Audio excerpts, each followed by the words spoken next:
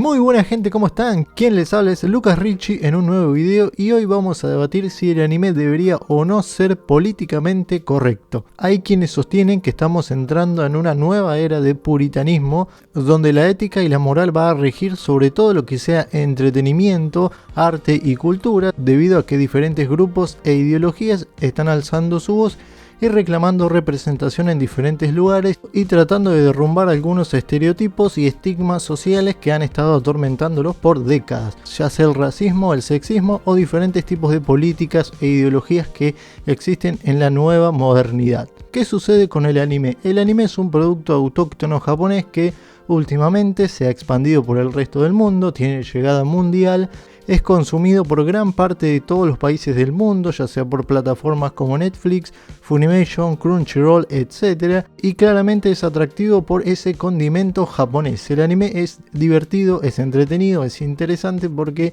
la cultura asiática, especialmente la japonesa, choca con lo que es la cultura de Occidente, quienes también consumimos anime.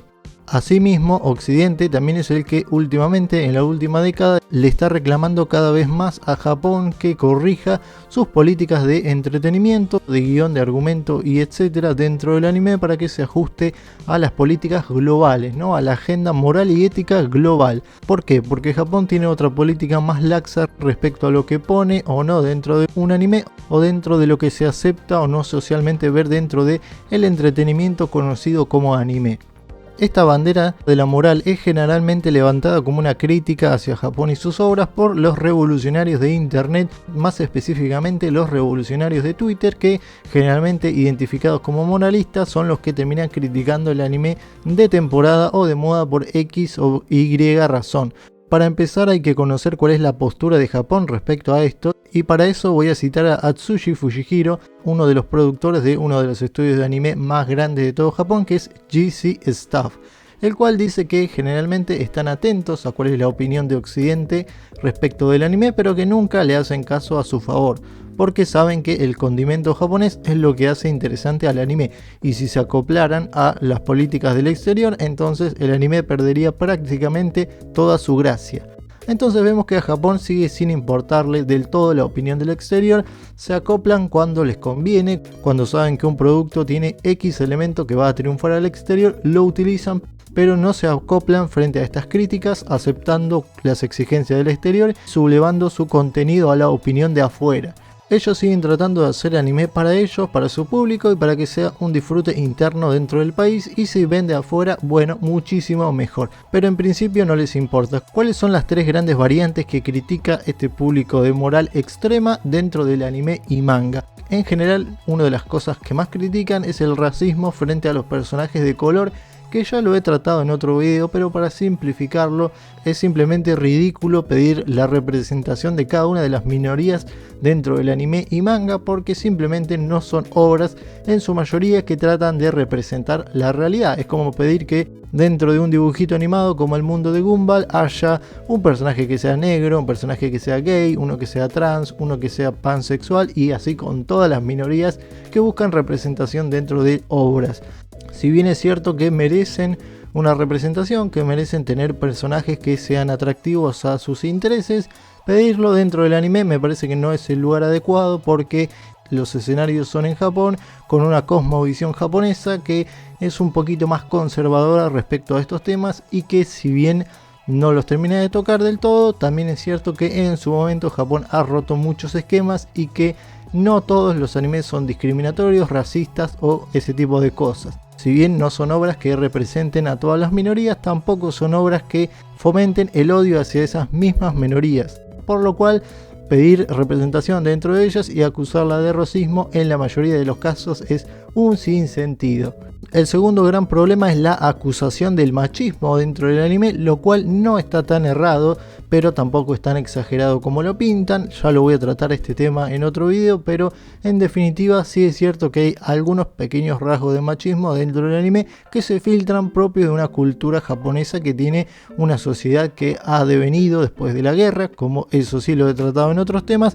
con luchas sociales femeninas que de a poco han ido ganando terreno respecto a las prácticas machistas que tenía esta sociedad feudal de unas cuantas décadas atrás. Entonces bueno, en ese sentido por ahí sí a veces el anime y manga puede hacer reproducciones machistas, pero no tan exagerado como lo pintan, y en general las críticas que hacen estos moralistas de Twitter y de internet suelen ser las críticas más superficiales y boludas que puedas encontrar, no van al meollo del problema. Y tampoco se fijan realmente en las series que deberían fijarse. Como no son consumidores del anime y manga, se quejan de lo que ven superficialmente, y las series que realmente tienen problemas graves no los ven porque no son series más populares o no son las que se hacen virales. Y el último tema del cual también se le acusa a Japón es de ser bastante degenerado respecto a los elementos de sus obras, que también se encadena un poco con el machismo dentro de las series. Por ejemplo, podemos hablar de una de las últimas grandes polémicas, que ha sido la de Usagi, el personaje de Usagi-chan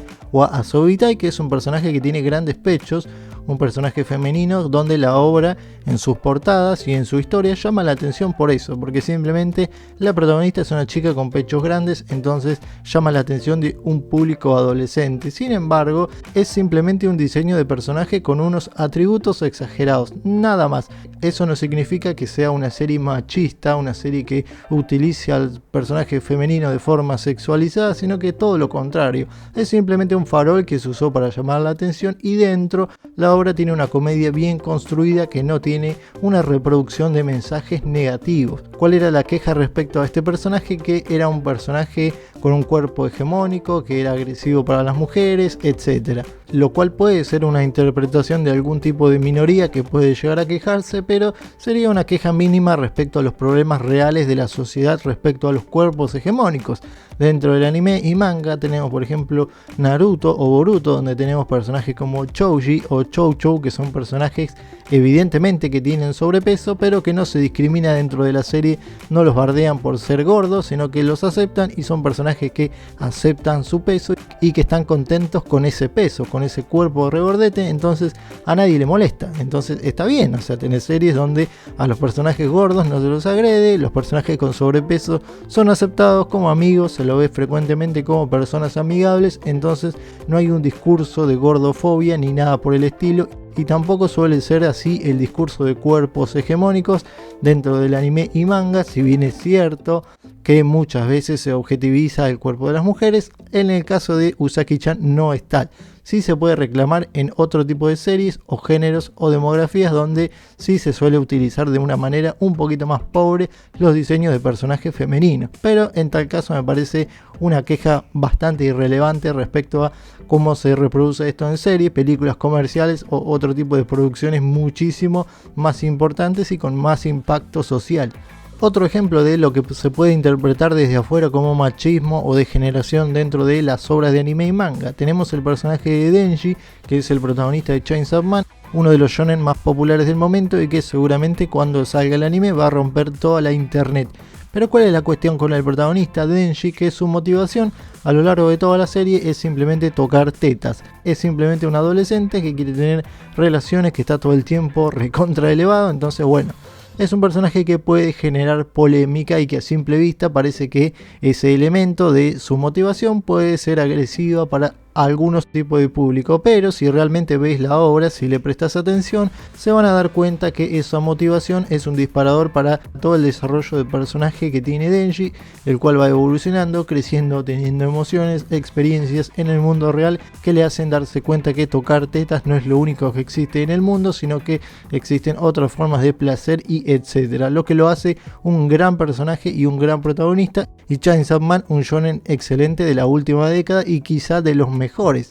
Entonces bueno, vemos que la visión occidental suele ser la que más trata de influir y presionar en el anime y manga para que sea políticamente correcto, que es esta postura de no ofender a nadie, no hagamos enojar a nadie, representemos a todas las minorías, seamos políticamente correctos en nuestros mensajes todo el tiempo, lo cual no es excesivamente y absolutamente correcto ni necesario. Me parece que los japoneses hacen muy bien en no escuchar las quejas de Occidente o en leerlas, pero no sublevarse a eso, sino que haciendo eso el anime perdería gran parte de su originalidad y lo que lo hace distintivo de otro tipo de animaciones o de otro tipo de obras, lo cual no quita que en algunos casos el anime y manga sí peque de racismo, sexismo, machismo, degeneración, igual que existe en cierto grupo o a ciertos tipos de series en todo ámbito posible de entretenimiento. Pasa en todos lados, en los videojuegos, en las series, en las películas,